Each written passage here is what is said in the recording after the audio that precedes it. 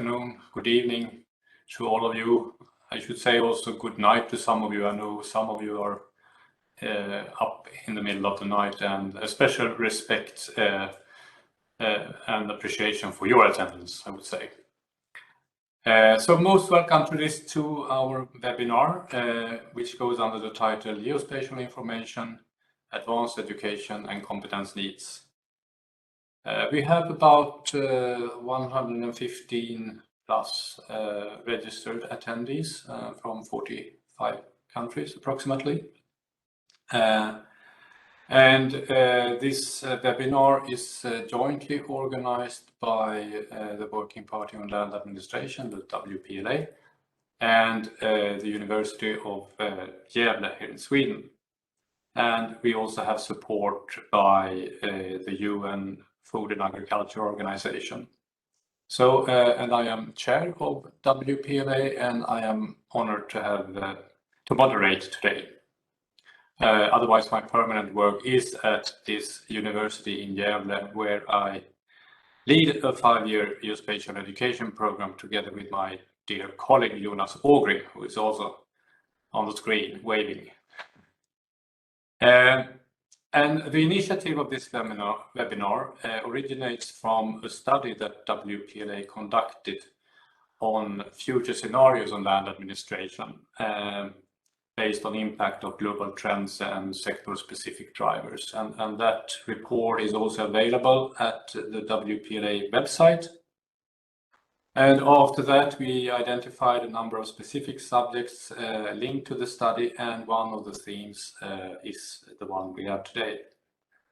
And altogether, we arranged 5 webinars this spring, and this is the second one, and you can read about the upcoming webinars on the website. And as Amy said, every webinar will be recorded and uploaded. So looking into today's subject, we can all experience the rapidly growing recognition of the use and potential of geospatial information, both as a catalyst for innovations and as an essential contribution to combat many of our critical social challenges, as well as different disruptive course of events, of which some are too well known to all of us. Digitalization, emerging technologies, data revolution, new collaboration settings are some of the drivers that support and enable the development in our domain.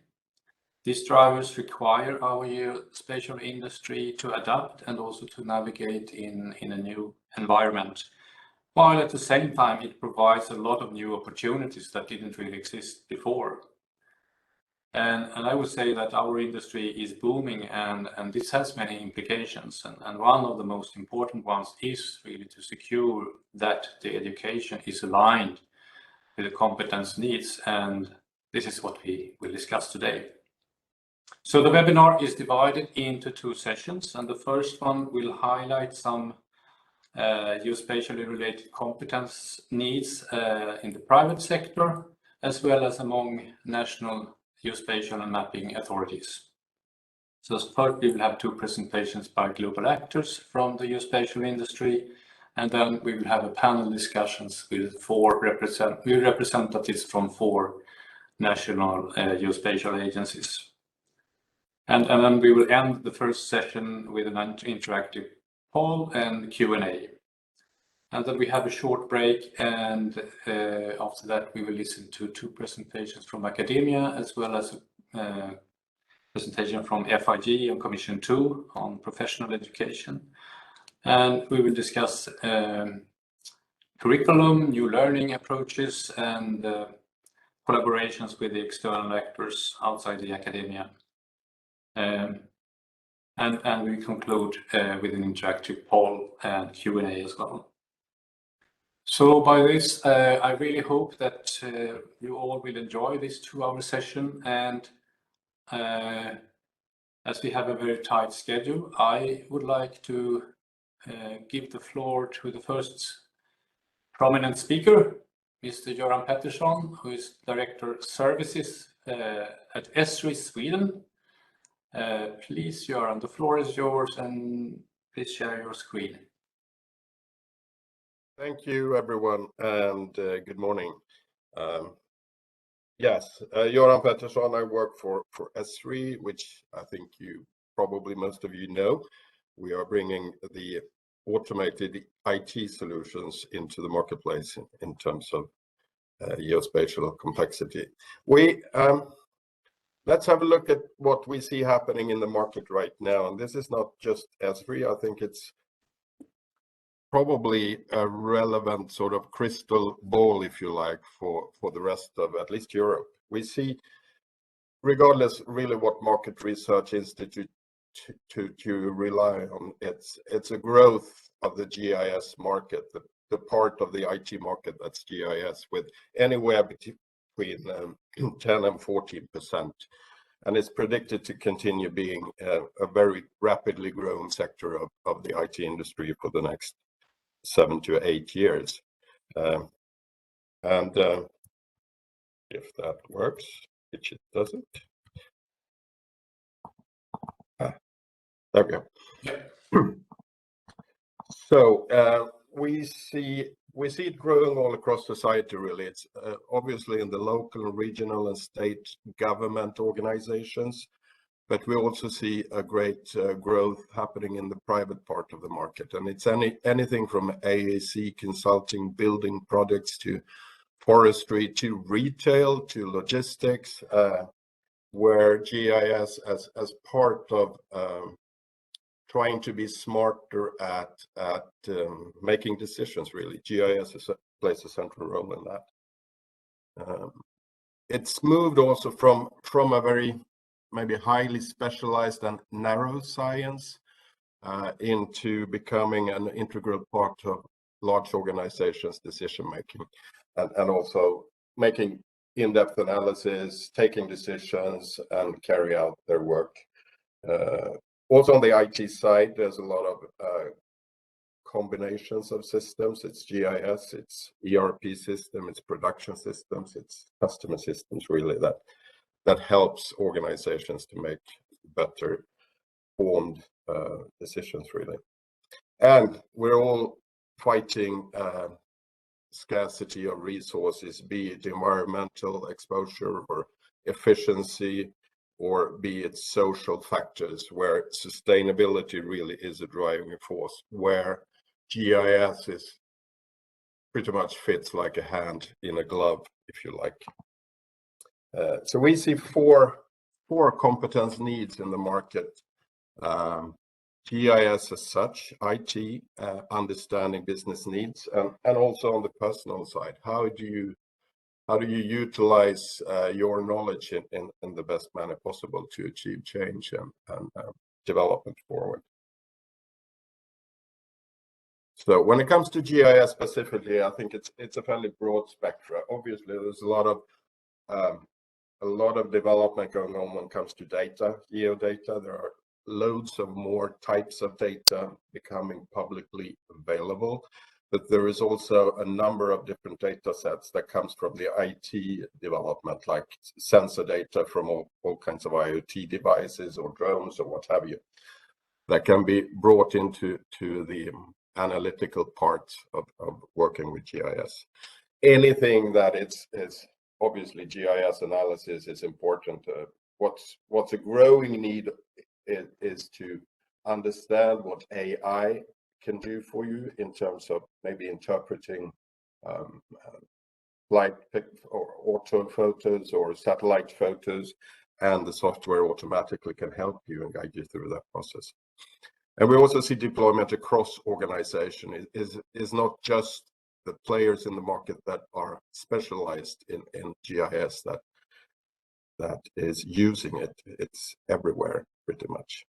Obviously, visualization. There's a lot of activity in the marketplace in creating planning for better societies, better cities, where a lot of people need and wants to have a 3D data set in place to be able to drive different scenarios and collaborate with the citizens of the environment or something like that. And also a lot of automation to be smarter, to automate and use the IT tools to be quicker, really.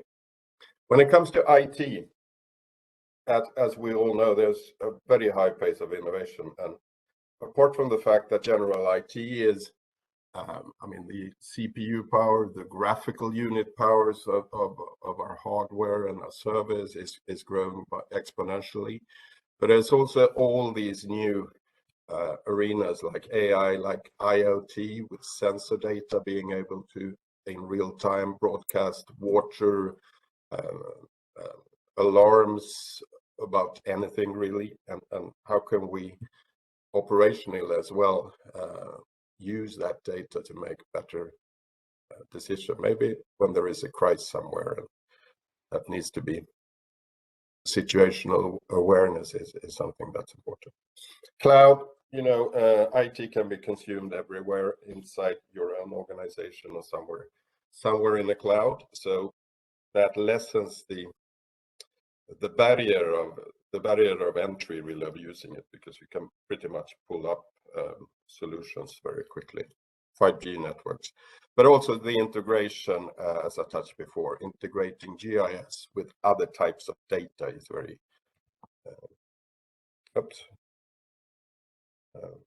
we also see that since it's such a highly specialized skill set and science, really, the need for working with deploying GIS and talking to clients and finding solutions for business needs is really an in-depth understanding about how organizations operate and what can really create true value in their operations, be it sustainability or cost effectiveness or whatever. So a wider understanding of where geospatial frameworks and GIS fits in and makes value is really key in terms of looking for competence in the marketplace right now. And then again, the fourth pillar is really the personal skills, because I think anyone working with a highly sort of engineering field needs to be good at seeing the value, be able to communicate, be able to present ideas as solutions, to have a good solid framework for cross-group collaboration with other sciences in order to make that make the benefit, ripe the fruits or harvest the fields of the possibilities. So I think we are currently in a very highly developing market right now, and we see that continuing over the next few years, at least from our point of view. Yes, thank you. Thank you very much, Joran, for an excellent presentation and also for keeping the time slot. We have no questions from the audience as far as I can see.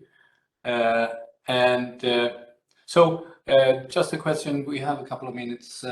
Joran, are there any particular geospatially related competence that you feel is difficult to recruit? And and do you recruit? I mean, you are working in Sweden as Esri Sweden, but do you also recruit from internationally competencies? Yes, we are recruiting all across pretty much Europe to gain the right level of experts or expertise really from our candidates. So we have a number of different nationalities working in the company right now. Special fields, I would say the bridge between advanced IT and GIS is really a field, because there's so dense, really high pace of possibilities coming out of the IT world. So it's really up to us to understand what can we really make real use of and create real value of. And so like AI, like IoT definitely are two sectors where we see a lot of traction, and it's not easy always to get people that are acquainted with those. Great, thank you. That's valuable for us from the academia to understand and to know. Great. So thank you, Joran, very much. I think we go to the next speaker, and then I would like to introduce Vadim Sokol, who is the Business Development Manager at Sweco, a global Swedish company, but working globally on infrastructure projects, land development, and so on. So please, Vadim, the floor is yours. Thank you, Frederick. Hello, everyone. Give me a second to share my presentation. And I'll be pretty much continuing the topic of what Joran mentioned. So, you see my screen? Yes. That's great. I'll be talking about geospatial competence in infrastructure and land development projects from a private company point of view, from engineering consultancy that operate in Northern Europe. I'll be continuing the discussion with Joran, which is my former colleague and friend, mentioned that we're actually facing the digitalization kind of development, and we need to focus on sustainability, tackle climate change, urbanizational development, as well as security threats. And for all those processes, we found that it's business critical to have geographic data, both capture geographic data and utilize it. It's analysis and visual component of the geodata, as well as this critical basis for very many processes in infrastructure and planning, which would be building permit. It's impossible to do without GIS. Environmental and planning projects, infrastructure, societal development, all that require geographical awareness. We have, of course, a problem in Sweden, and I think it reflects the rest of the market too. There are only 320 GIS graduates in 2021 from Swedish universities, only 320, considering that there are over 450,000 students. It's very little percentage of students that choose and graduate the programs with geospatial focus. One reason for that can be that only 10% of students actually get exposed to geography. Geography, which is the science of location and spatial awareness, which is the key. So I hope that today we'll bring up the discussion and actually talk about this. How can we make this industry more attractive? Because it is a very attractive industry. This data comes from the governmental report organized by Lantmäteriet, the Swedish land administration, and they've actually collected interviews from key industry representatives. One of them was my company, Sweco. And we came up to the conclusion that there are key GIS skills that are in shortage. It's mostly GIS in combination with IT, as Joran mentioned. It's GIS in combination with database management. It's surveying with some law and legal operations. It's public sector IT. How to develop from the governmental point of view, how to create incentives in order to actually get this problem away from the market. It's been proposed that one way to do it from governmental point of view is to create a national competence center, or maybe fund research institutions and come from the researchers, or maybe sponsor targeted educational programs and courses in order to increase the awareness and educate people with GIS. But what can be done on the organizational level of view? Like what can every company do in order to improve that? Let me tell you a situation at our company Sweco and how we work with geospatial. What kind of competence we are searching for. So our company represents mostly Northern Europe, and we work in 70 countries and run different kind of infrastructure projects and development projects. When I typed the search panel, I found out that there are 700 GIS-related engineers working in the company. In Sweden only, we have 481 out of 7,000 employed. And it tells that there is a big demand, specifically in Nordics, because the organization and our clients are more mature in IT technology. And this means that there is a higher demand for GIS skills. When we look at the specific departments at our organization, so divisions that focus on different type of business and planning processes, for instance, we have architects and transportation industry. In each of the divisions, we had GIS representation. The key areas where we found the most GIS engineers are digital services, which is the division that focus on system integration, data integration, so developing platforms and strategies for different governmental and non-governmental institutions and companies, as well as the classical environmental and planning departments, where we found over 150 engineers per department. When we look for specific talents in our company, we see that GIS is a core component, but then we also value sustainability and IT knowledge, because this is a new reality. We work only with sustainable projects, and because of the technological advancement of IT industry, we have to consider it in almost every aspect of our work. Then we also value if people have extra skills within business development, or they can work as a strategist within the organization, or if they're planners, that would be a good combination between GIS and planning. So they understand they're aware of the location in this component. But how to find the future GIS engineers and competence if our company set the target of 20% growth within next years? So we have to either employ more, or we have to grow talent inside the company. I believe that there is one solution that every organization can do and tackle, is to create geospatial strategy within each company. So I'm responsible for geospatial strategy at Sweco, where we try to grow business as well as grow our talent within the company through action plans, through specific targeted development. So we define 3 objectives to grow our GIS champs, so-called, so people who will be constantly engaging and learning new skills that are needed within the market.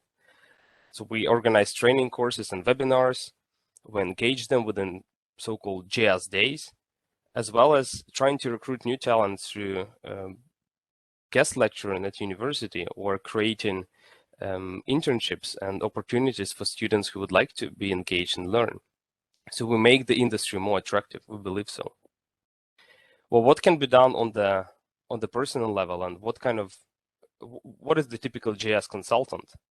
Let me tell you the story about myself as a GIS consultant. I've been working 10 years in the industry, and I would like to focus on the skills I obtained during my university years, as well as skills that I got exposed to and had to learn during my work career. So you'll get this full picture of what does a GIS engineer mean in a modern context.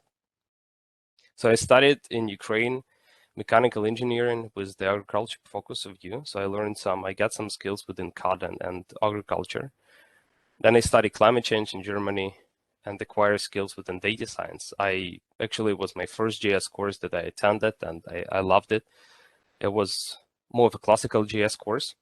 Then later in my career stage, I finished MBA to focus on business side of the career, where I combine business intelligence and location analytics in order to make better decisions in my work life. But it's the skills that I acquired from the university. But it's the GIS that was a core from the very beginning of my career, and this is the GIS itself got me into the job market. So when I started to work within the GIS field as a consultant, first I went to local government projects where I got exposed to field work and understood that GIS is not only the software where you can draw the line. It's actually an IT environment and system that requires deeper knowledge within the IT industry. And I learned and got to use IoT data within local governmental projects. The next step was the Forestry Project, where we work on deep environmental assessment and analysis. And the technology progressed, so the skills have to progress too. So we went into the object detection using AI and identifying the bark beetles and the damaged trees on the individual level based on this object detection technique. In the transportation field, I got really tagged by drone technology. I went back to Ukraine, studied drone technology, got my piloting license, and applied them within the Swedish transportation industry, where we captured data with quite quality and could build this huge railway roads with the simple tool as a drone. Then this digital information can be utilized further.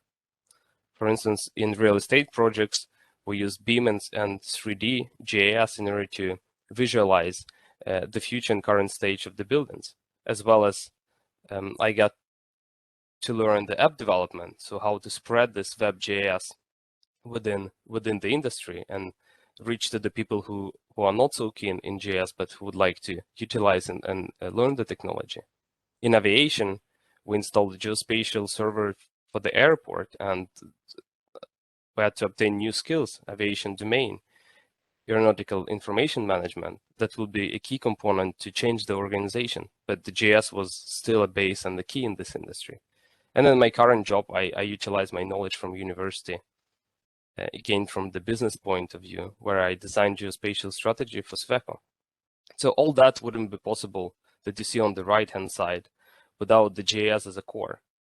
And you can see simply that this technology make possible to tag in and easily attract different type of skills to one single GIS consultant. One more insight from the point of view: if you have shortage in your local market, I would encourage you to hire internationals. We have current crisis and in Europe, and it's always something that happening in the world. Some people seek for opportunities, and I encourage people to give this a chance, because it's been proven that internationals can actually increase the productivity and growth of the organization. Last question I would like to raise for the panel discussion is: how can we make this GIS competence as attractive as IT? How can we make more people applying and actually finishing the education within the geospatial industry? My wish would be to get a competitive salary and competitive environment for the GIS industry as IT industry have now. Thank you. Thank you so much, Vadim, for your great insights, and I mean, it's really describing the complexity and also the crucial role GIS is actually playing in almost all your business sectors. So that's I think amazing to see, and it's good for us in the academia also to see this. And your question, I hope we come back to that. Because that is really something we feel also from the university. How can we attract to recruit more students to our education, and the way to promote geospatial in an attractive way for young generation? That is a challenge. This is really a challenge. Yes. Thank you. So yeah, Vadim, thank you so much. I think we continue. Time is flying, so we are coming to the panel discussion, where we have 4 panelists from 4 different national geospatial and mapping authorities.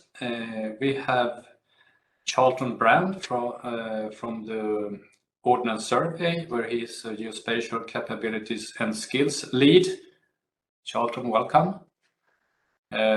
We have Daniel Steutler, who is a scientific associate at Swiss Topi in Switzerland, and he also chair the knowledge exchange network on cadastre and land registration at Geographics. Welcome also to you, Daniel.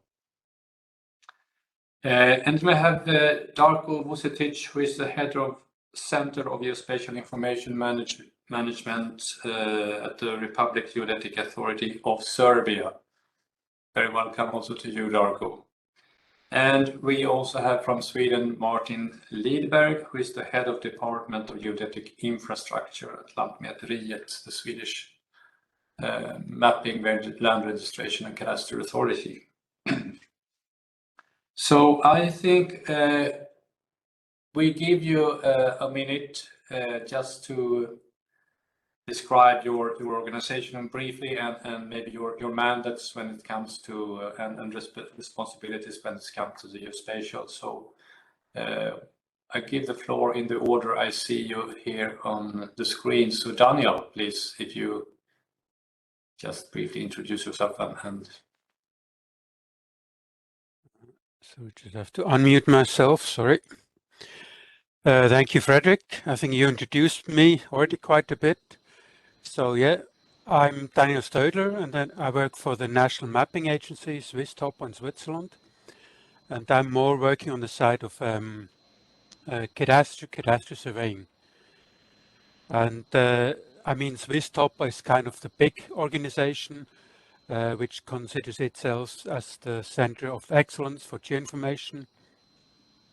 SwissTop does the coordination of geodata and also the operation of the geodata portal on a national level.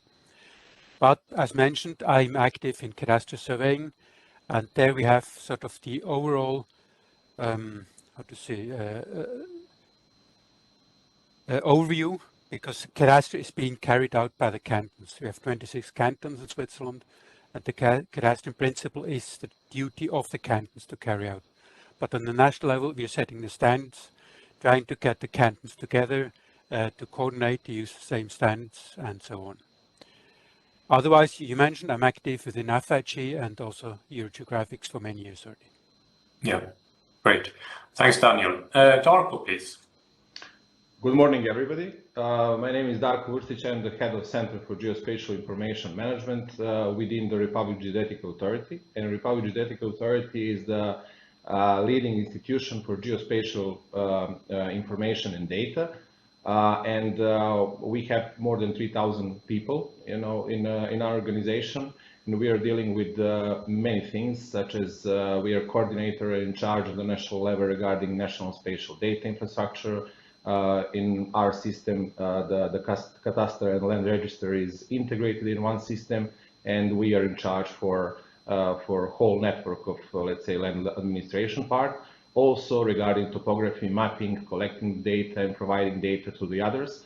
And also, for various registers, such as real estate cadastre, such as address registers, such as utility cadastre, underground assets, and many other things like mass valuation, and basically aeronomy, geomagnetism, and so on, which I don't know what does it mean, but all related with the geo is actually in Serbia in the mandate with direct or indirect in the Republic Geodetic Authority. Great. Thank you, Darko. We go to Martin. Yes, thank you. I work for Lantmäteriet, which is the Swedish Mapping, Cadastral and Land Registration Authority, which also include geodetic infrastructure and the network RTK, real-time centimeter-level GNSS positioning service to end users. So basically, we cover pretty much of the cadastral and geodata area and geodetic infrastructure. We also have the task to coordinate spatial data infrastructure among national authorities in Sweden. There is also an international department working on development projects abroad. I think currently mostly on some areas in some countries in Balkan and in Africa. There may be others as well. My position, as you heard from the introduction, is head of the Department of Geodetic Infrastructure, and thereby I'm part of the management team of the Geodata division of Lantmäteriet. Besides, I'm also chairman of UREF, which is the Internationalization of Geodesy, reference frame subcommittee of Europe. I think that's pretty much. Thanks a lot, Martin. Charlton from Ordnance Survey, please. Hello, so I'm Charlton. I'm the Geospatial Capabilities and Skills Lead at Ordnance Survey. I look at sort of the skills and capabilities Ordnance Survey will require over a 5 to 10 year rolling horizon. And Ordnance Survey is our national mapping agency, which is responsible for the official survey of Great Britain. It's also responsible for our British National Grid, and we provide specialist consultancy into customers and government around location. So that could be things like recently we supported the Joint Biocenter Security Centre with specialist data science and geospatial GIS skills to support the COVID response. Great, thanks a lot. So just to start up the dialogue, I could just open up with a question to you here. What was discussed by Joran and Vadim was, I mean, the competence needs and so and from the private sector. And what do you see? What competences do you will be the most critical for your national mapping and geospatial organization when recruiting experts in the geospatial domain within the next 10 years or something? And what critical challenges do you see here in recruiting? So I can give the question to you, Charlton, if you want to start. Yes, certainly, Frederick. So for us, if I take a step back, what we're really seeing is major trends occurring around the fourth industrial revolution. And what I mean by that is we're seeing increasing need for hyperconnectivity of data and, I suppose, cognitive technology, so artificial intelligence, to help us make sense of things like big data, integrate and utilize location as part of an Internet of Things, the importance as well of trust and security of data. So for us, the big trends we're seeing is one is skill sets that incorporate location sciences around AI and fusing data and managing data at scale with a location context. And we're really seeing, as the last presentation showed quite clearly, GIS does sit in that hub. It is at the core of almost everything. Location does often provide that common denominator or universal thread. But we're also seeing challenges around and a need for that sort of technical skill set with those technologies I described, but also the need to do it responsibly and with us and be socially responsible. So the data of ethics, when you're bringing all this data together, how do you manage it responsibly? How do you consider how that data might be used in social contexts? So that is one of the key things that's important to us, you know, being a national mapping agency for the public advantage, is how do we make sure that when we do have access to a lot of information, we do have the skills to leverage a lot of information to drive data-driven decision making. How do we do it ethically and responsibly and be at the forefront of that? So that's the big challenge I think facing into us. Right. And as if I remember correctly, when we talked a month ago or so, you also have some links to the university, and I mean, how do you see? Do you see that the education programs, are they aligned with these needs, or how do you see upon that in the UK? No, that's quite right. It's an area we're increasingly looking to influence and to make sure. So we've currently got about 20 PhDs we're supporting in the UK, and some of them do in fact covering topics such as ethics and AI. So we are trying to influence that. And another thing we've done recently, which is not necessarily with academia, but academia is certainly a part of it, is we've signed up to a locus charter, which is sort of a principles around the ethics of location sciences and geospatial data. So about being responsible custodians of geospatial data and the use and application of it. So it's sort of signing up to principles and influencing education around the research we're doing to make sure, again, because it is so new and it is so important, not only to, it is so important to get right. And it is a very nascent sort of area, I suppose. Anyone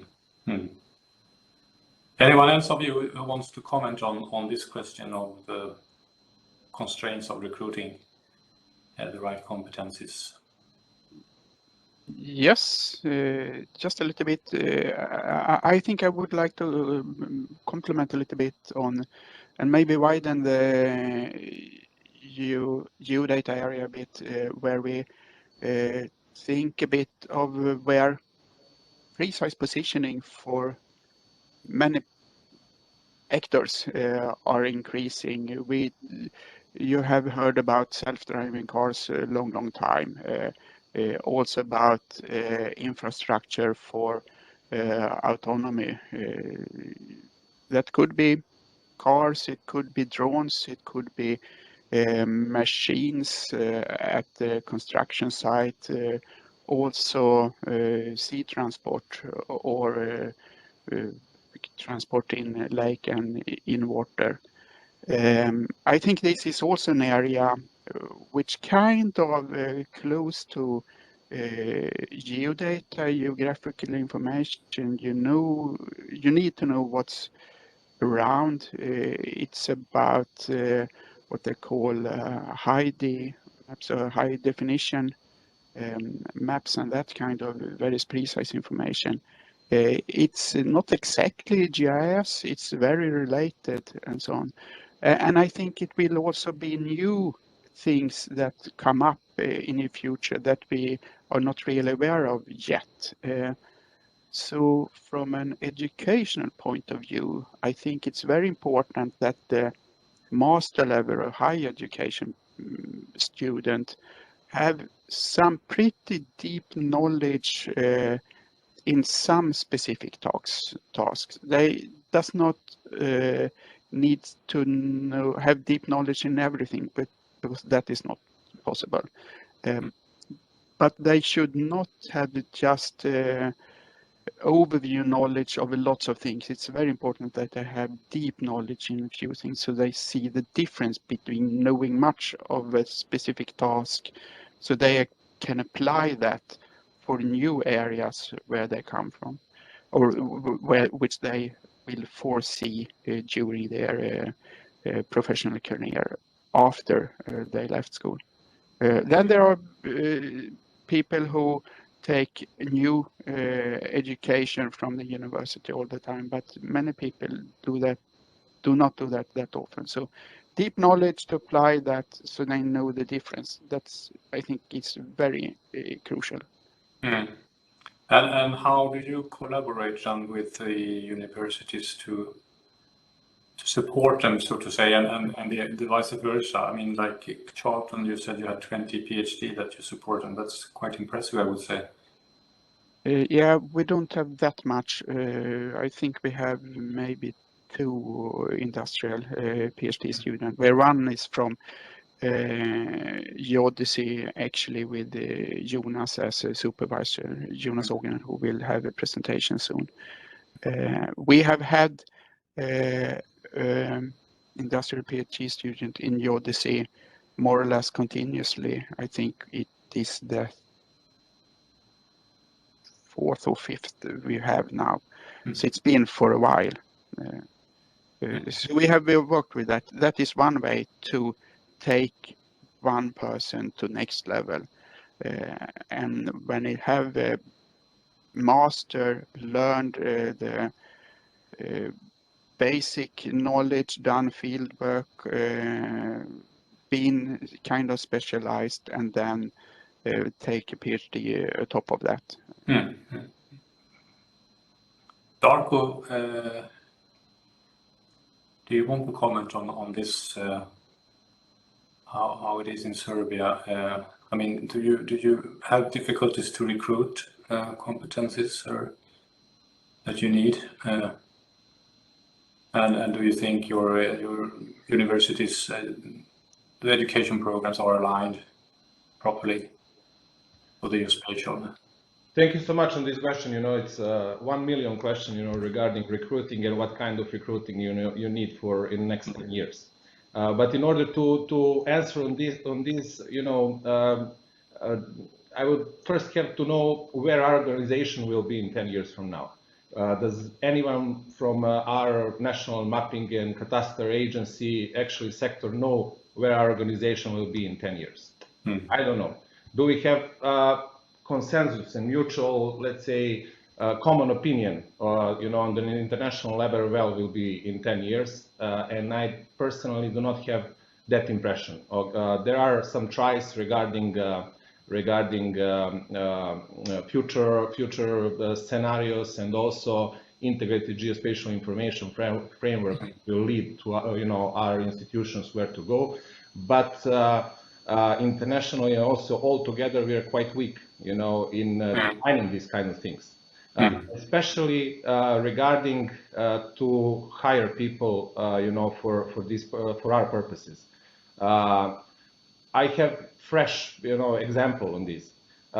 We started just a huge reform of our geospatial, organization and also land administration part in 2016, and it consists of, legal and business processes reform, also human resources, knowledge and technology inside. And after several years of negotiating with the government, we finally got the permission to hire around 500 people. 500 people. From higher education, part, it's around 300.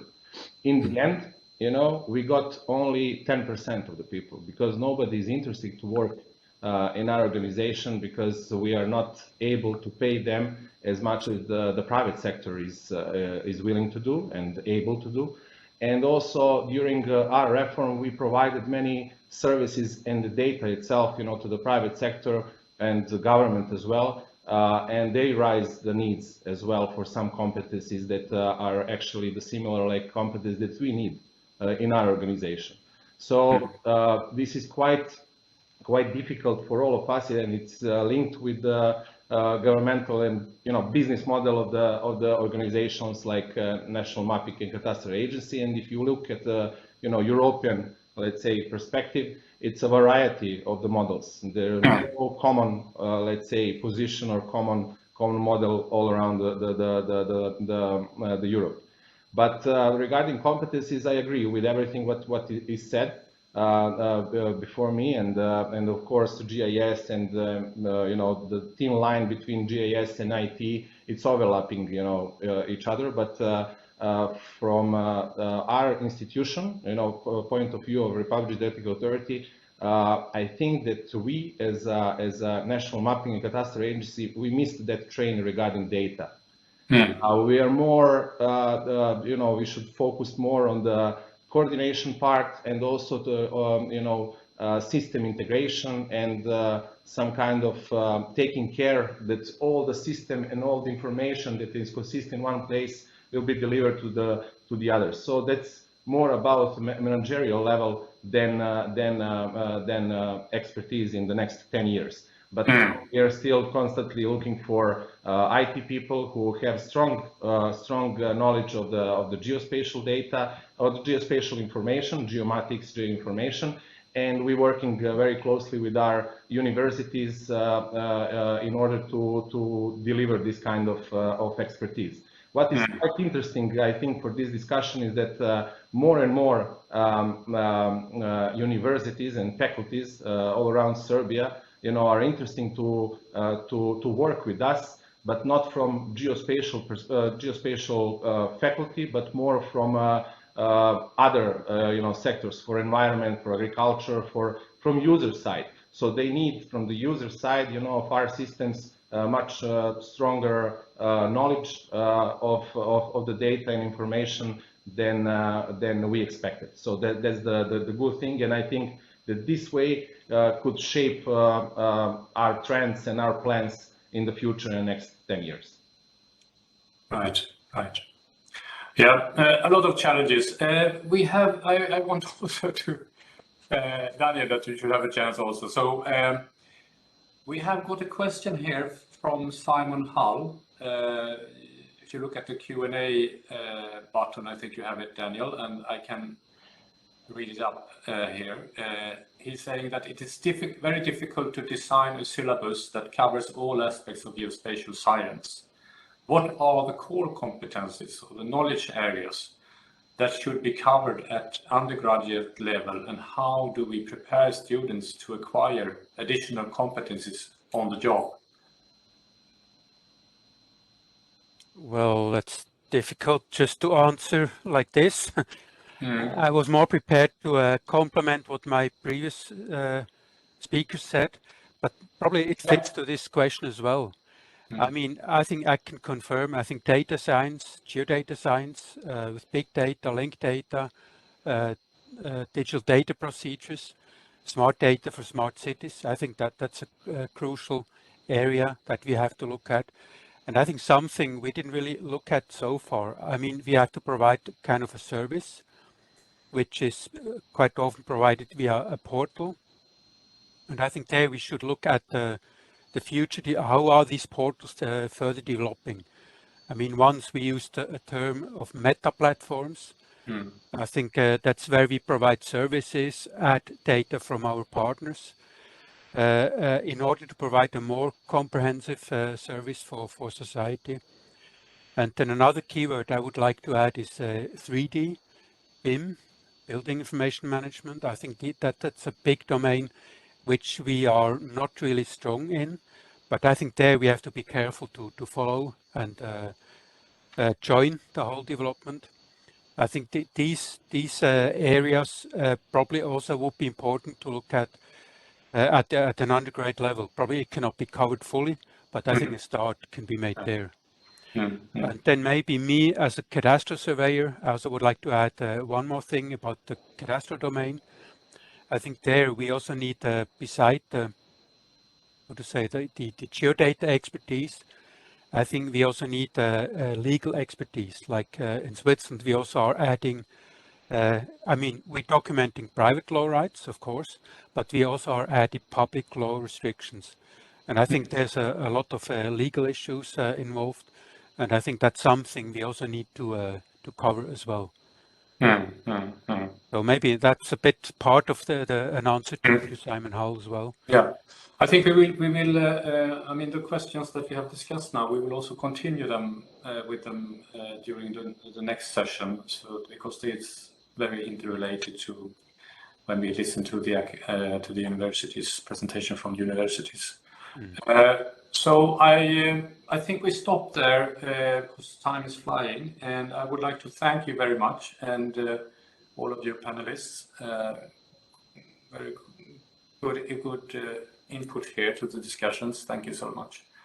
And what I would like all the attendees to do now is to take up your smartphones, and I will share my screen now.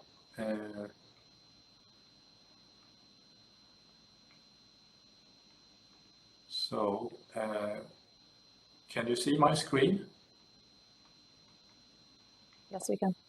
Yeah. So if you enter, we will just have some couple of questions and do it interactively here. It's of course all anonymous. So if you enter into menti.com on your smartphone, and then you enter the code you can see here on the lower left part here on the screen.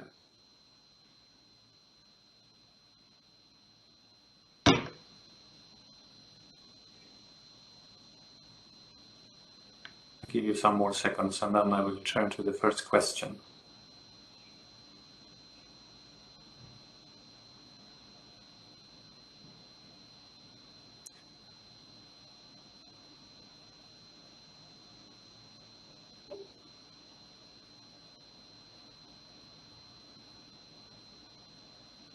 All right. The first question is the following. How important are the following geospatially related subjects for your country today? And you rank them, so you press on the selection option, and then you select all the 6 different subjects here, and you can also, so to say, shift the position of them afterwards until you are satisfied, and then you submit your answer. So I give you a couple of minutes here because it needs some thoughts, I guess.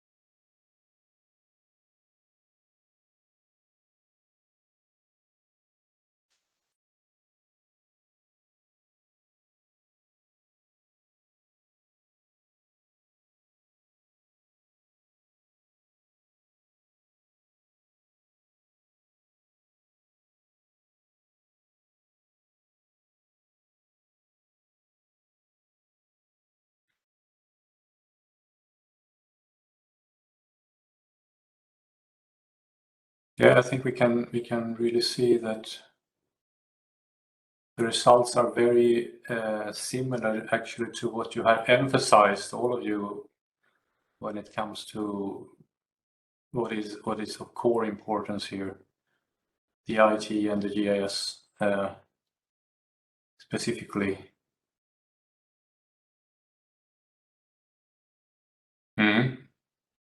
Interesting result. I hope you have all had a chance to answer now, so I go to the next question.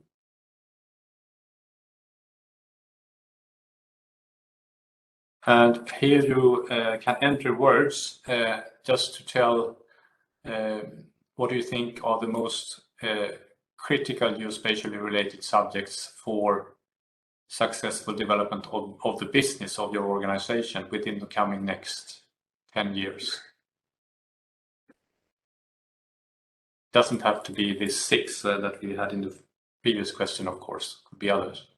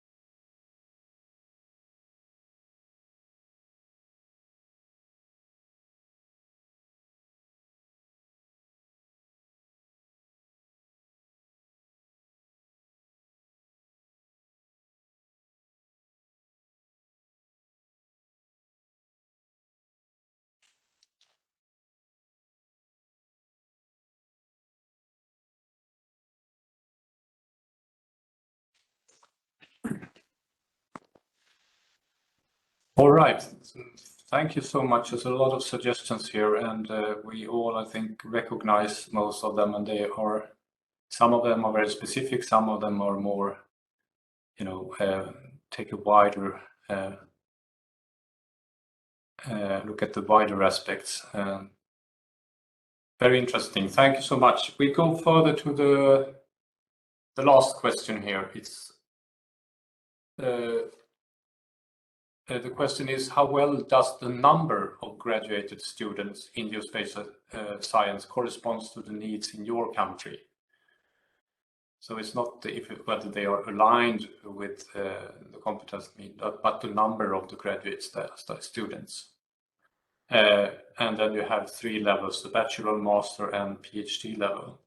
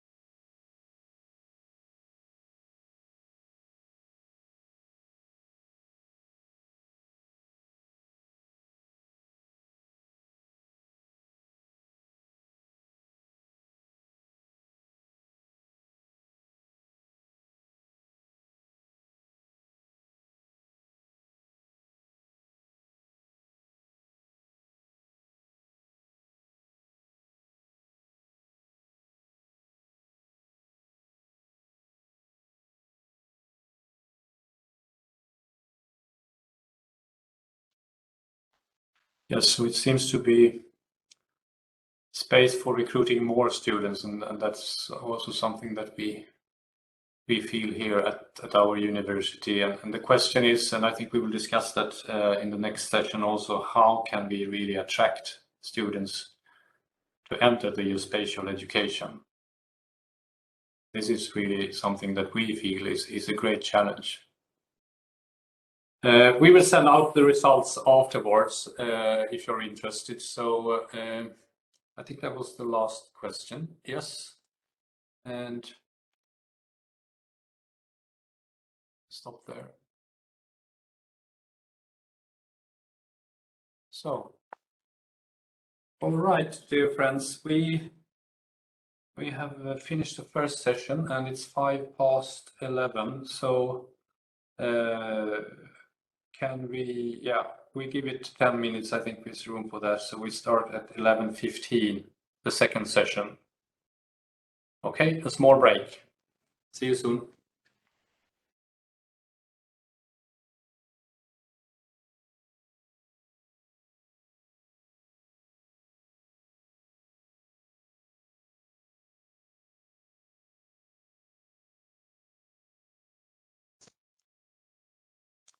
Okay, hello everybody again, and welcome to the second session, where we will have 2 presentations from 2 universities, and also now starting with David Mitchell, who is the Honorary Associate Professor at the Royal Melbourne Institute of Technology, where he taught cadastral surveying and land development for more than 20 years, and where he's now retired from, but he's also chairing Commission 2 at FIG, on professional education. And David, we are really pleased to have you here. I know you are still recovering from COVID, and we appreciate that you could present, and I know you will leave us after the presentation. Thank you so much, and I give the floor to you, David. Thanks, Frederick, very much. I really enjoyed the last presenters and the panel discussion. So that was great, and hopefully this follows on well from some of the things that were said there. So I'm talking a global perspective from an education point of view, but having been an educator at university for a number of years, as you mentioned, and also from the perspective of Commission 2, which is professional education. So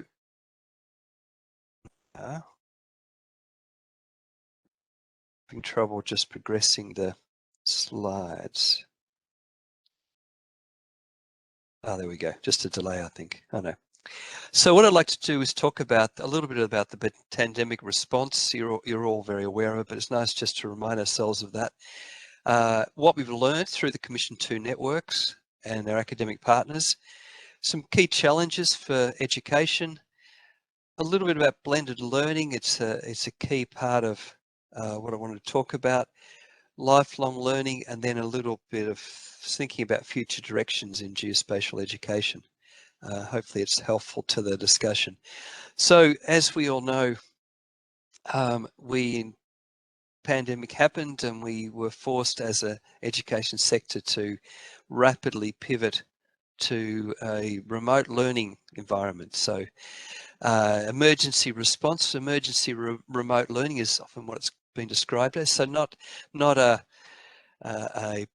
carefully planned over many years, thoughtful shift into a blended learning environment. It was really just, we've got to get everything online, we've got to do it all remotely, people aren't allowed on campus, we can't do surveying field work and a lot of the face-to-face things that we would like to have done. And it was a terrific pivot by academic institutions, and we've learned a lot from that. It certainly has its limitations, but also there was some strengths to it, to what we've been able to achieve as well. So we, FIG has had 3 surveys of students during 2020 to try and tap into what their experience was. One at Technical University of Dublin, one across Germany, and another global one. And what we found was that the students, about 75% really strongly prefer face-to-face or blended learning, a higher percentage wanted blended learning. And that's not a surprise, I'm sure, to most of you. What we also found was that there was a percentage that really much preferred online learning. And we need to be mindful of this diverse cohort that we teach in our geospatial programs. Excuse me. Sorry, I've had a bit of a mental blank. We have learnt that some students really couldn't do online at all, for example. Some students love online study. I've got a son who's doing IT at Melbourne University, and in one of his courses, the students are much preferring the online courses to face-to-face options. Same subject, same materials, just they're wanting to do it. So that might be a bit of an IT skew, but you can understand why. They don't have to leave home. They can work around their work and their family commitments. They can, particularly if lectures are recorded, they can do it any time, anywhere. It's a very flexible sort of arrangement. They don't perhaps realize that they're missing a lot of the good things like social networking, learning from friends, peer-to-peer learning, all the community that goes with being on a campus, being able to communicate one-on-one with a lecturer. All these things are incredibly valuable, as we all know. But these are some of the learnings we had. We know there's some things that obviously need to be face-to-face, student practicals, surveying practicals, for example. Some things, many things can be done quite adequately and even very well online. So we've had a lot of learning about that. There's some big challenges though for the education sector. Capacity is a key one for all surveying and geospatial organisations, particularly in the global south, but certainly in global north as well. Massive upheaval of academic staff. A lot of the universities had to cut down significantly. New staff, existing staff have had to work longer hours. Really some challenges there that we need to be mindful of. We've heard from our previous speakers about the challenges to attract students, and this has been an issue for some time. We also know that there's particularly in the global south, a bias against poor families, particularly you know, having access to campus, having access to internet, sound internet technologies, sound laptops. There's a gender bias. So some of these things present challenges for us. And if we look at SDG Goal 4, really we should be providing education for all and, you know, equal opportunities for women especially. So blended learning is what we is really a big part of the discussion going forward. So what is it? It's the thoughtful fusion of face-to-face and online learning experiences. Face-to-face oral communication and online written communication are optimally integrated such that the strengths of each are blended into a unique learning experience congruent with the context and intended educational purpose. So it's all about how we blend things. And this is, I think, what we're grappling with at the moment. It's not going to be the same for every academic institution. You know, they have their own unique needs and challenges. But what it does do is it offers students the ability to have a structured pathway, potentially to design their own degrees to some degree, but also particularly this learning anytime, anywhere is a big advantage. You know, if you've got a young family or you're working a lot of hours juggling things, it's very attractive. So we were hearing from earlier speakers about the challenge in getting geospatial graduates. Well, if we can open up and broaden the cohort of students that can come in, that's available to come in, then we can get perhaps more numbers and stronger candidates coming in. So it may be part of the story. It also is good for staff because we can teach really and contribute and develop capacity in other organizations. So I could give a lecture for Frederick's students, for example, and you know, or in a country in the global south, I could support capacity by zooming in and doing lectures there. And I think there's some terrific opportunities that we can explore to support twinning arrangements and also capacity building. So we need to look at this in the context of lifelong learning. Blended learning is a big part of academic education. It's a big part of continuing professional development as well. And we have a great opportunity through this blended learning and the learning materials that we create to be able to share knowledge, share learning materials, and really work together in a partnership arrangement. So finally, just to finish up, some thoughts on future directions. I really like some of the things that Vadim was saying earlier, Vadim, and there were some nice examples there. I think if we think once again about a geospatial student and their journey through being a student to start with, then a graduate, then through a process of upskilling through their career, through CPD, and at some stage we might consider them to be an industry expert. At each stage of the way, there's opportunities for partnerships with academia and industry through internships, work integrated learning, building competency. There's also real opportunity for regional academic networks to support knowledge sharing and capacity development. I think there's going to be more private colleges too, filling some of the gaps that exist that perhaps the main universities aren't covering. And I think throughout this whole process of lifelong learning, micro-credentials and recognition for prior knowledge will be a big part of it. We then present potentially an opportunity for a student to develop and design multiple career pathways where the knowledge they gain through employment as well as the knowledge they gain through their work, much like Vadim described actually, can be recognized and support their learning as they go through. So that's just a few very quick thoughts from me. Thank you.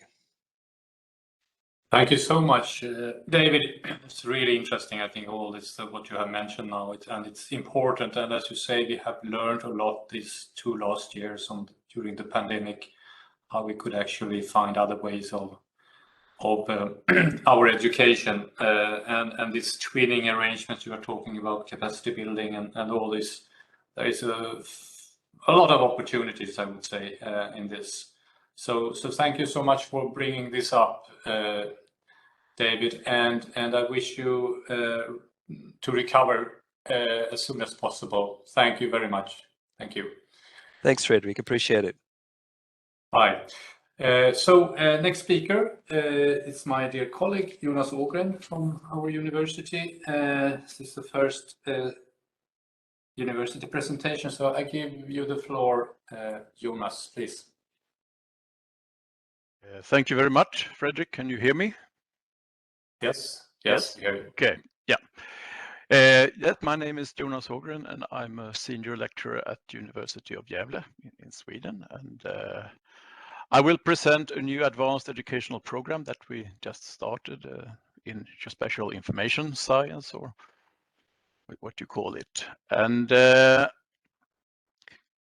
this program, you see, it is, you can say, concentrating on collection, handling, analysis, visualization of geospatial information.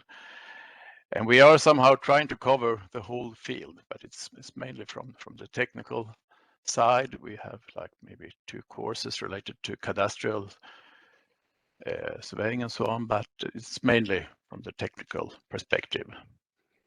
And the program is a 5-year full-time studies, 300 credits.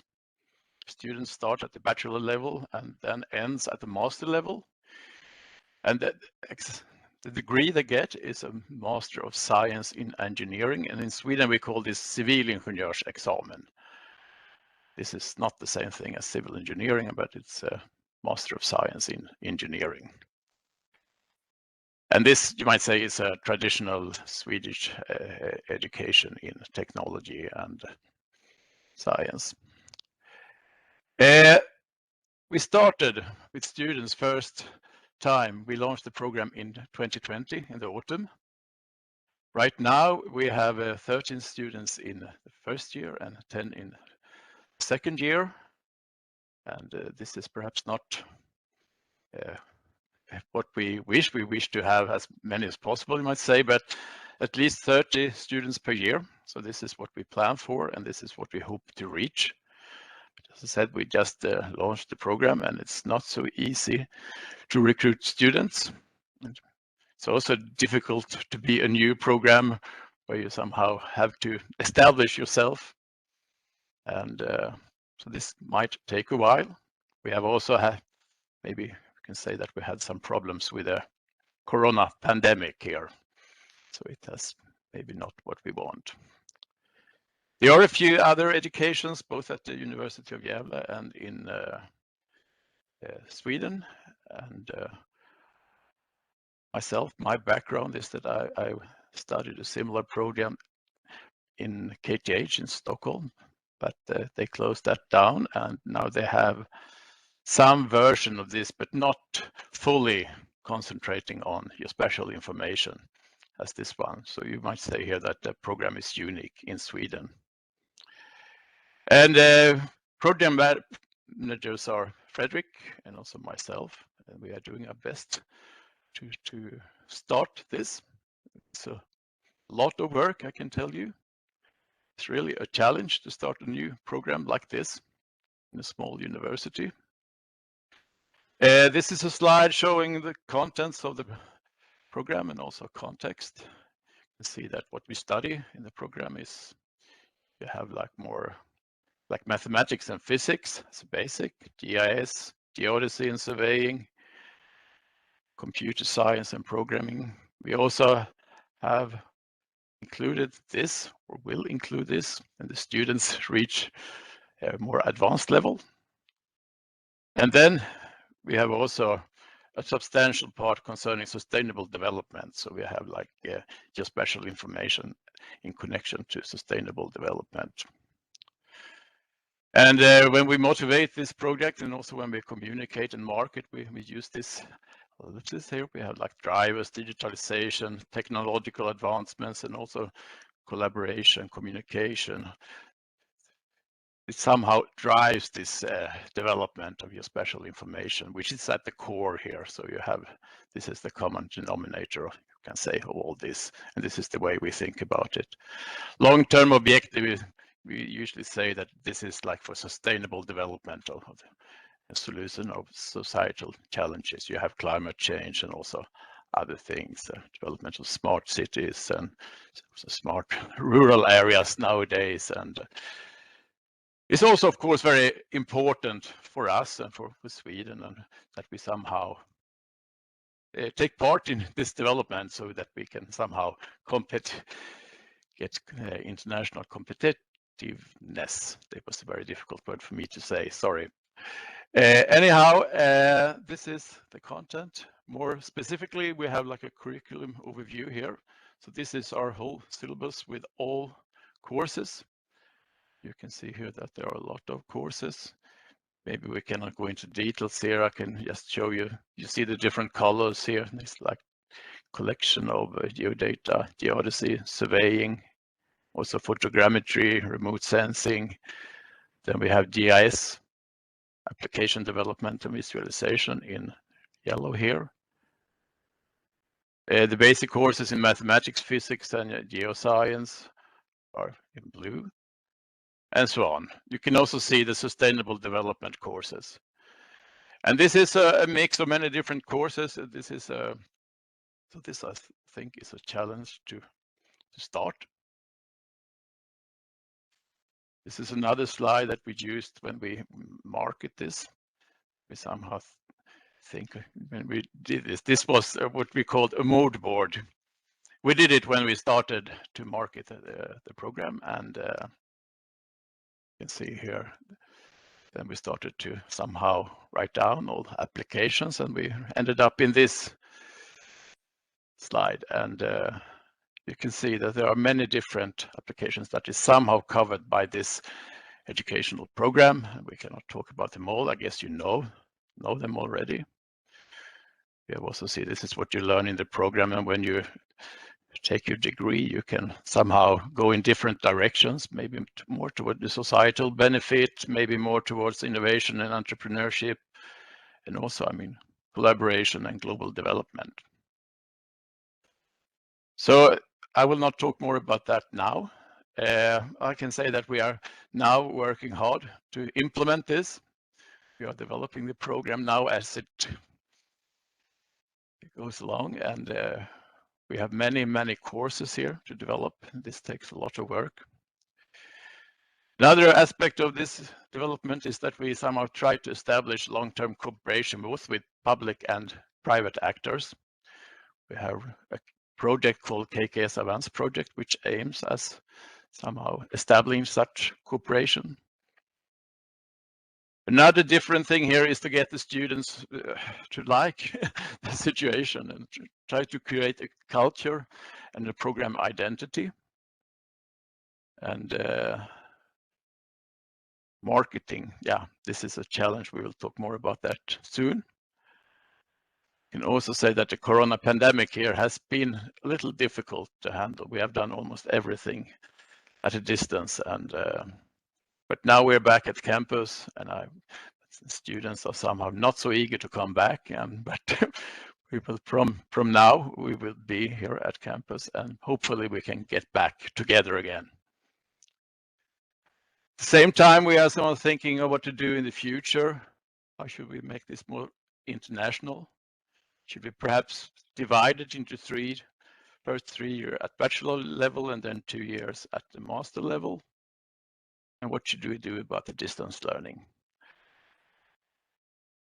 How should we tackle this? Should we have part of the program distance, and how? We don't know, but this is some of questions that we have some of tackling right now. That's all. Thank you very much, Jonas. We got a question on that last part here, if this program is only for Swedish students or the Swedish language, or it is international and so, yeah, currently it's only for Swedish students, and but we are thinking about this. We are also thinking about maybe dividing it into 3+2 and then having maybe the last 2 years in English, and this is something, but currently it is Swedish. We might have a few courses in English, but the language is Swedish. So, and I think also another question that will appear for us is also what David mentioned about how can we collaborate among universities to utilize the resources that we have. But that we haven't come to that yet. But I think it's in the pipeline, so to say, that question. Yeah, this is also a very important question for us. We can cooperate both internationally and also in Sweden with other universities. Yeah. Yeah. Great. Thank you so much, Jonas. Thank you. We go to the next speaker. I think Joran from the University of Twente. Let's see. You are the program manager at the University of Twente, the Faculty of Geoinformation Science and Earth Observation, ITC. Please, Joran, I give the floor to you.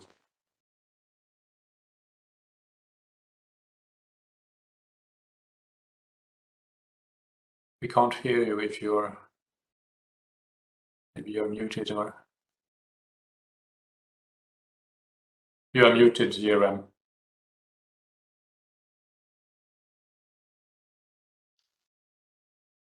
Okay. Can you hear me now? Yeah, we can hear you. We see your slides. Yes. So suddenly all the controls disappeared when I moved into this. So I also think that my camera is off and I can't see. Yeah, there are we. Okay. So sorry for that. That's a nice start.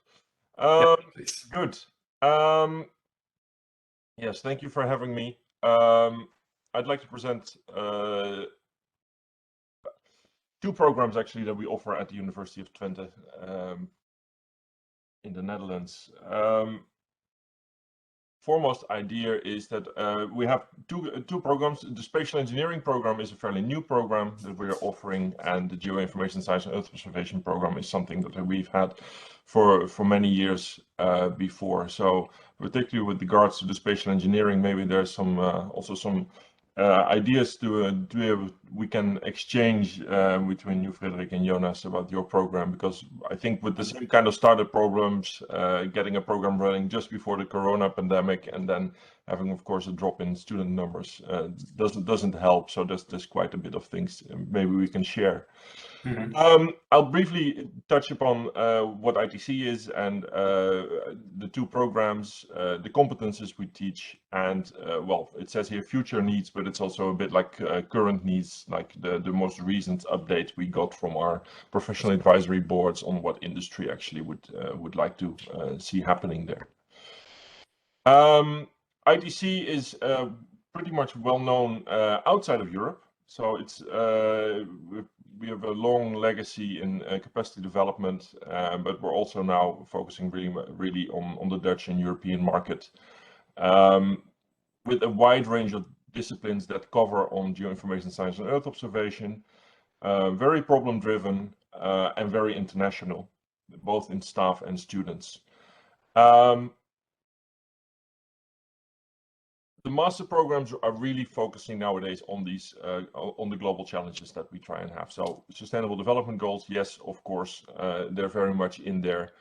But these are what we are offering now are two-year master programs taught fully in English that try to provide graduates with skills to design solutions for those challenges. Now, the 2 programs work from the same base of experience and knowledge from staff. They have the same research fields that they're operating in, but they just have a different approach in terms of, how do I say that, in terms of didactics and the type of students that we focus on. Also, like the geoinformation science and earth observation program is really focusing on understanding the systems and the processes of the going on the Earth from a geographic and spatial perspectives, and focusing on well, nowadays predominantly looking at big spatial data. How can you turn it into good use? That is mostly the term that we use. Spatial engineering offers a bit more of a social context, looking at these things, and looking mostly at let's say wicked problems. So the problems where our understanding or our knowledge or our opinions on how they should be solved differ, or where a very simple solution is not applicable, or a not straightforward solutions is not applicable. Looking at the two side by side, geoinformation science Earth observation is really looking at, well, what we say, the domains data, people, and technology. So we try to look at people first from the University of Twente. So it's always in combination of that. But we're teaching a geospatial problem-solving framework to make sure that people can measure, model, quantify results, and we do that from actually 7 disciplinary specializations, ranging from earth sciences to social sciences. Just want to mention is the geoinformation management for land administration specialization that we offer there, dealing with both the technical issues of land administration, like 3D modeling and digital twins and these type of things, but on the other hand also teaching policy and law that is relevant to the field. The program then, besides the specializations, has several common elements which again allow people to do more multidisciplinary work. And of course, there is individual MSc research at the end of the 120 credit program. Spatial engineering is intrinsically much more multidisciplinary. Both programs are international, but the multidisciplinariness needs people to have at least 2 out of 3 competencies available before they can enter. So they have to have a broad background in either engineering or spatial information science before they can enter the program. And they work more on case study projects, which has a strong focus on stakeholders and planning and governments, but also how do you engineer a solution that keeps into account the needs of the people and the stakeholders. They also have an international module where they visit organizations dealing with spatial information in Europe. Well, actually with the pandemic it was global, because they had to do it online, and nowadays it's a bit more of a blended module where you do both an online study, online visit of global organizations and a tour around the Netherlands, Belgium, Germany, towards organizations that deal with spatial information. For both courses, both programs, there is this whole set of elective courses available where you can actually deepen or broaden your knowledge on certain aspects. In terms of competencies, the competency model that we actually use, or basically the whole content model, is the body of knowledge that is also propagated by the UCGIS. And I'm not going to go deep into this because it's a big pyramid of issues, but it deals with several aspects that we are. So it's a technical competencies, but it's also workplace competencies, academic competencies, and personal competencies. These things we try to cover at all, and not going into specifics directly, but when you have the 2 different graduates, where we like to say is that, for instance, for geoinformation science and Earth observation, we like to give graduates that have a competency to work, well, we say here at the nexus between scientists and technical specialists. So they can translate policy decisions into technical requirements, but also vice versa. So make sure that, so you need to understand what one side of the market wants and the other side of the market can provide. So these people become geoinformation specialists from their specialization, but they have a knowledge to at least to look at the broader perspective. When you look into spatial engineering, you talk about very much multidisciplinary in background, but people who work on the fields of either geotechnical issues, data management, programming, visualizing in the spatial information sciences, but also very much focused on spatial planning for governance. And so these people are also trying to gain experience in international projects and deal very much with teamwork. On both sides, there is, of course, English language, communication skills, research skills, entrepreneurial skills, and making these people proactive to work. We very often do that also in with internships. With spatial engineering, there's a mandatory internship which really tackles those workplace skills for people to get into. But we also offer within geoinformation science and Earth observation that is an elective choice to take an internship. In terms of the competencies that we teach, there is a bit of a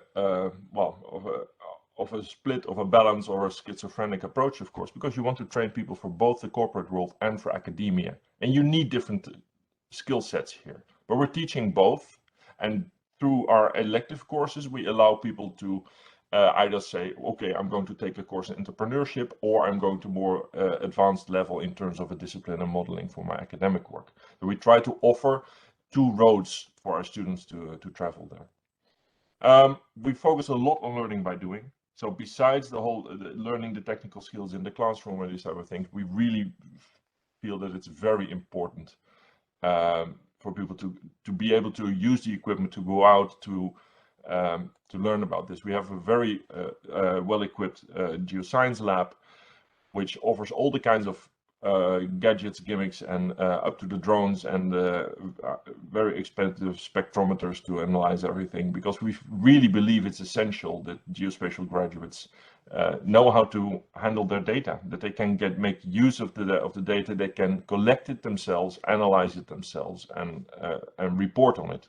These type of things. When we look at industry and the demands there, people. Excuse me, Joran. Could you try to wrap up a little bit? We're running out of time. Sorry.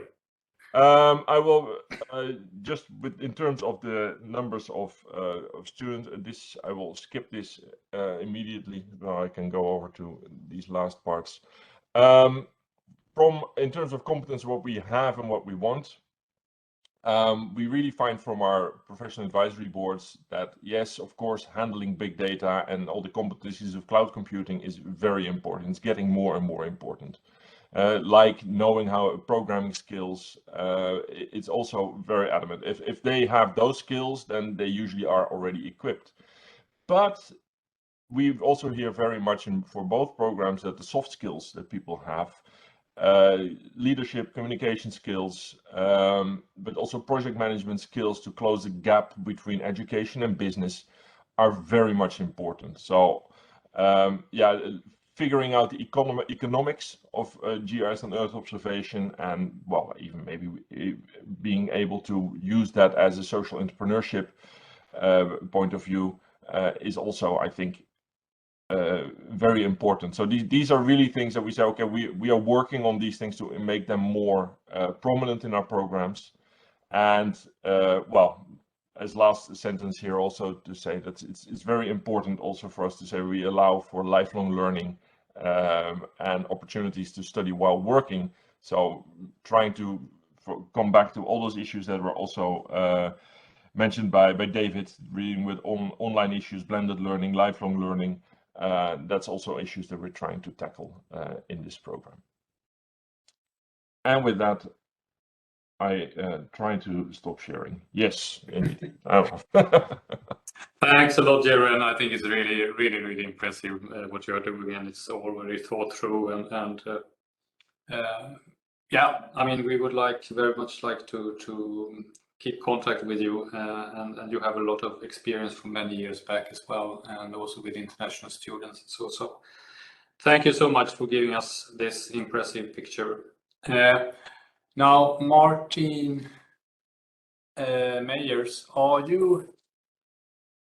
I'm there to present something. Could you be very short? I'm sorry for that, but we are running out of time. If you could briefly try to be brief, please. I'm sorry for that. So you can see now my screen? Yep, we see it works. Okay, great. I want to give you some insights in the MSc program that we run at Delft University. So it's called Geomatics for the Built Environment.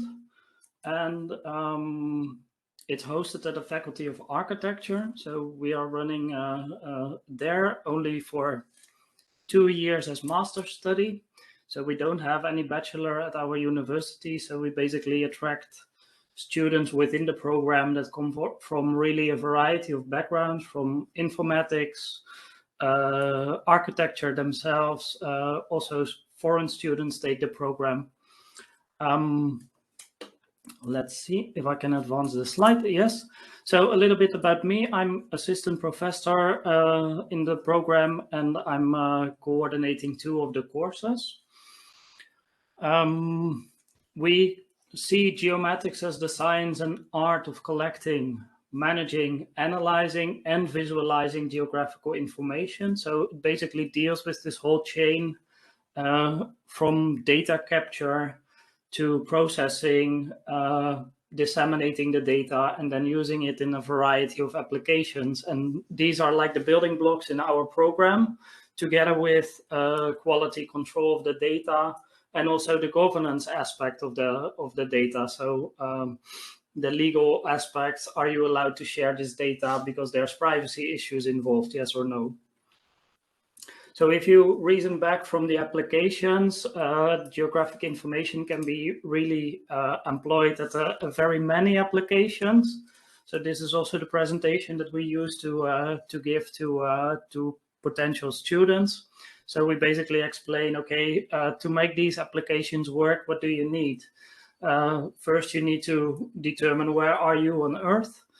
So we teach you the basics of positioning and sensing your location from all kinds of sources. And then this allows you to track and trace people, for example. You can also collect information about the Earth from satellites, and this then gives you the opportunity to see where are variations in seasons happening on the Earth, together with all kinds of collection techniques like laser scanning that lead to point clouds that go to 3D models. And then once you have these models, you have to disseminate them over the internet or over the web, making it possible to use this kind of things in all kinds of applications. And as already mentioned, throughout this whole chain, you have to apply governance.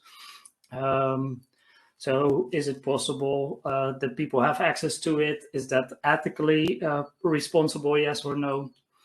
So briefly about the program. We have 2 years of study, in which the first year basically contains a lot of mandatory courses, and you see them scheduled here in basically 4 quarters. So within the first quarter, what we try to do is that we take the inflow of students coming from this variety of backgrounds and basically get them up to speed and in the same direction, because they really have studied different things. So this is one reason why there's also a programming course that you normally expect everyone to have had in their bachelor, especially engineering education. It's one of the reasons why this is there. Next to the mandatory courses, we also have free electives. So people are allowed to pick some courses by themselves. And another aspect that is quite important within the program is our synthesis project, in which they run a group project. And this group project is always having some stakeholders from practice, either government agency or a company that has a problem, and they have to collaborate with the group, with the external stakeholders, and make some results about that. And then the last part of this second year is their graduation, in which they really write their own thesis and do their research. So the type of electives that people can pick from that we host ourselves is listed here, but obviously people can also pick electives that are related to the program and are run by other faculties, like policy and management or civil engineering, because there are groups, for example, in TU Delft that give some more insights in the geodesy background, for example. So this allows people to model their own learning trajectory. So where do people end up? It's basically a really broad range from academia to companies, engineering firms, to also government agencies like the Dutch cadastre. So what do we expect from students? Yeah, basically we have a lot of cultural backgrounds in the program, with also a variety of educational backgrounds, some from spatial planning, some from rural surveying in Greece, some people from China. So this first semester tries to bring the knowledge and skills at a really required basic level. And then what we expect from students in terms of competences that they should bring is that they should have a good background already in math and statistics. They should have some affinity with spatially related questions. And we also expect them to be interested in programming, because throughout the variety of mandatory courses, they will program themselves a lot, the solutions, really making them from scratch to get some insights based on that. And then if you talk about competences, we have a generic set of competences that the TU Delft requires all engineering graduates to have. So you should be able to perform research, or you should be able to design a new solution. And all this takes place into a social and temporal context. And we have made some more exit qualifications, especially for our own education. So from the whole geographic information chain, you should be familiar with some pieces in depth once you have familiarized yourself. You should be able to do research. So this is something that is covered by the graduation project. And you should also be able to design, implement, and use new systems and see possibilities. Where do geoinformation things come up? How can you extract the information from it? So that's about the competences. And we also see our education as a small community. We have 20 to 30 students approximately every year that come in, and they really form a group, and they are also organized in a student association. And this student association, GEOS, then helps to get the people to business fairs and so on. So they also organize social events. And if you want to know more, then this is like the website to go to. So that's about it. I had some more slides, but because of time reasons, I think it's good to stop here. Okay, thank you so much, Martin. It's very complimentary to what Joran said here. So you have very comprehensive education programs, I would say, in the Netherlands. That's clear. Thank you so much. I'm sorry that time is flying, and I am at least always too optimistic to think what we can cover. But I want to. If those of you who can stay another couple of minutes, we are doing an interactive poll with a few questions that could be of interest to see how, if we are going to go, moving forward into this questions, because we have just touched upon on the surface. So I will share my screen.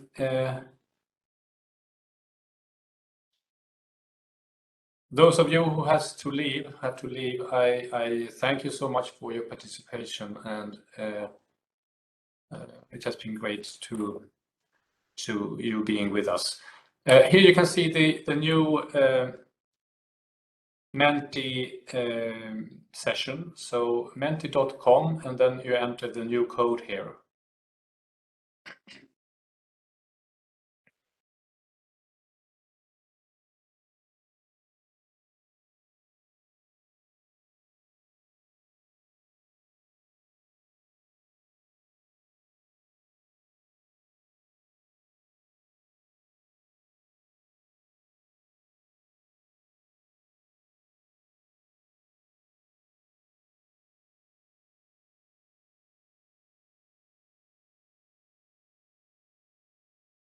Okay, I go to the question. If you haven't, you can see the code also at the chat, in the chat, or the Q&A.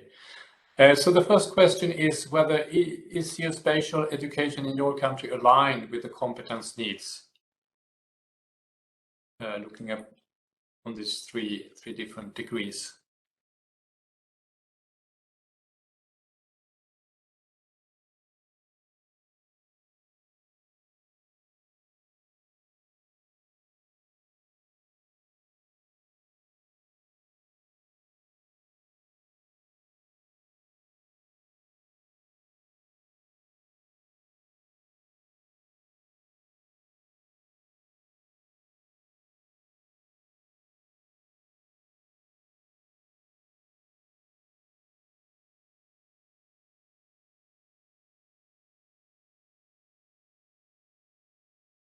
Okay, yes, so it's around 6 out of 10 scores here, and it seems that we have a lot still to do to improve this. Thank you. I go to the next question.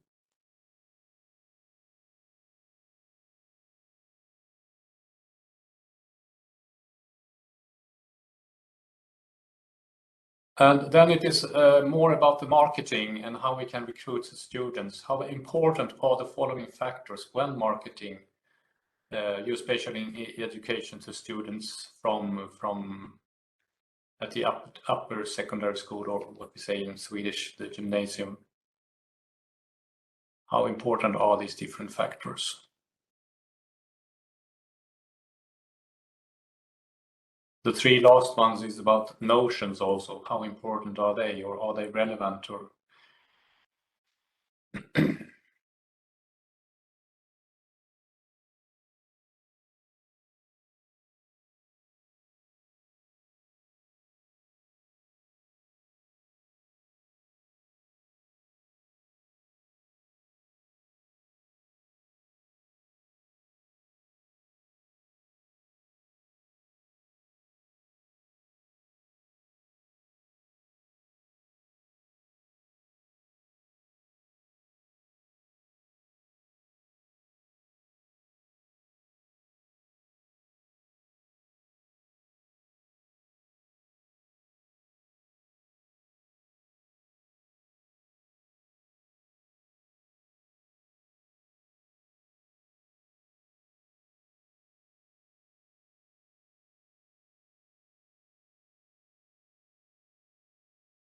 so yeah, it seems that the three first ones they score most, and also the notion maps. This is also something we have discussed here, whether we should still use that notion, but we think it is still important, very important. And maybe the younger generation, they don't refer to paper maps anymore, but they refer to something that you can interact with rather. Good, thank you so much. And I think we have a last question here. What are the critical challenges to attract students to advanced geospatial education programs? What do you think is the bottlenecks here?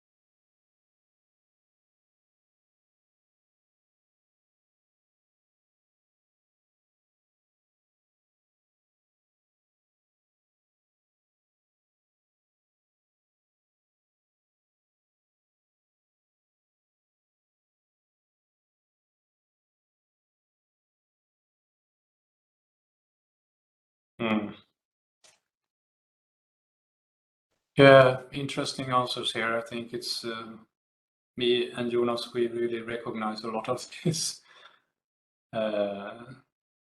like the name, how do we name the programs? How do we define the discipline and all what you're writing here? Yeah, there's a lot.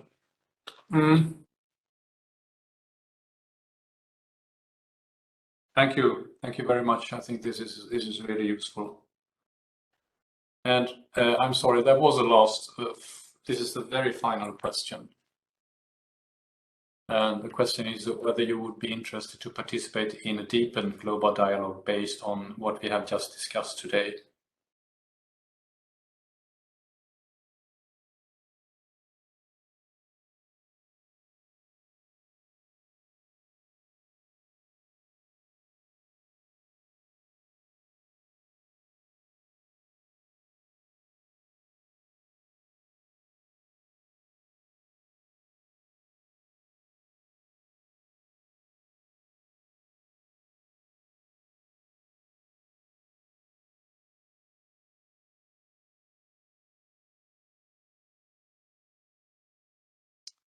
Yes, it's obviously so that there is a lot more to discuss than what we could do today in this very short webinar. So that's really interesting to see, and we feel the same from here. I would say that